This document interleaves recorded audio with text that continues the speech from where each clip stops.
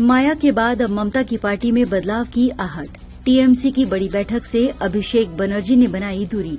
उत्तर प्रदेश के पूर्व मुख्यमंत्री मायावती ने हाल ही में अपनी पार्टी बीएसपी में कई महत्वपूर्ण बदलाव किए। उन्होंने अपने भतीजे को पार्टी से बाहर का रास्ता दिखा दिया।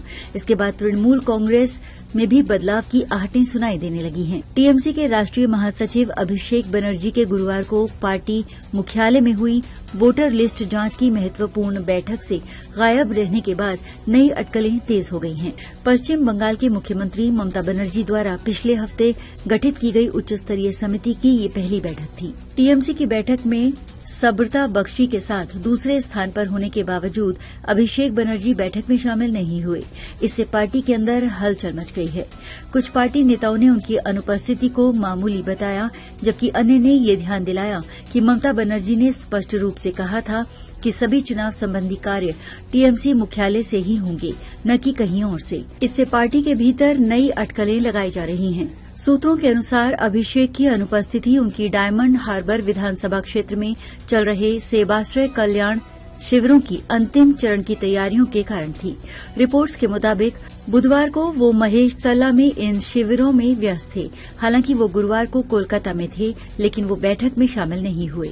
अगले सप्ताह 15 मार्च को डायमंड हार्बर की राज्य समिति के सदस्य, जिला अध्यक्ष और संगठनात्मक प्रमुखों के लिए एक वर्चुअल बैठक निर्धारित की गई है, जिससे कुछ सदस्य उनके व्यक्तिगत रूप से उपस्थित न होने का कारण मान रहे हैं। टीएमसी के भीतर बदलाव की संभावना। गुरुवार की बैठक में टीएमसी नेताओं ने विभिन्न जिलों में वोटर लिस्ट की जांच का जिम्मा सौंपा। सब्रता बख्शी को दक्षिण कोलकाता का जिम्मा सौंपा गया, जबकि अभिषेक को दक्षिणी 24 परगना की जिम्मेदारी दी गई।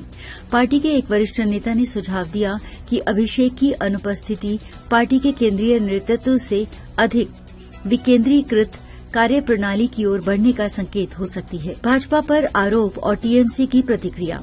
ये बैठक भाजपा पर चुनावी लिस्ट में गड़बड़ियों का आरोप लगाने के टीएमसी के व्यापक प्रयास का हिस्सा थी।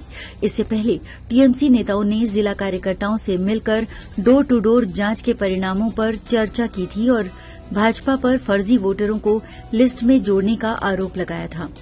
पिछले हफ्ते ममता बनर्जी ने आरोप लगाया था कि भाजपा ने बाहरी लोगों को वोटरों को लिस्ट में जोड़ा है। इस कार्य में चुनाव आयोग की कथित मदद ली गई है। उन्होंने कहा कि ऐसे ही तरीके हरियाणा, महाराष्ट्र और दिल्ली के पीछे चुनाव में भी अपनाए गए थे। इस संदर्भ में टीएमसी प्रतिनिधिमंडल ने बख्शी के नेतृत्व में राज्य के मुख्य चुनाव अधिकारी से मुलाकात की थी। वोटर कार्ड के लिए एक यूनिक आईडी के प्रस्ताव का समर्थन किया था, ताकि धोखाधड़ी और पुनः प्रस्तुति को रोका जा सके। टीएमसी नेताओं ने साफ चुनावी लिस्ट की आवश्यकता पर जोर दिया। फिरहाद हकीम ने कहा, भाजपा बंगाल के चुनावों को मजाक बनाने की कोशिश कर रही है। जैसे आधार कार्ड और पासपोर्ट के लिए यूनिक आईडी होती है, वैसे ही वोटर कार्ड के लिए भी होनी चाहिए।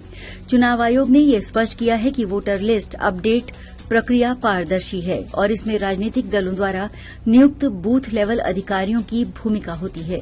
हालांकि टीएमसी और अन्य विपक्षी दल अधिक कड़ी जांच की मांग कर रहे हैं, जिसमें ऑनलाइन जोड़े गए नामों की फिजिकल जांच भी शामिल हो।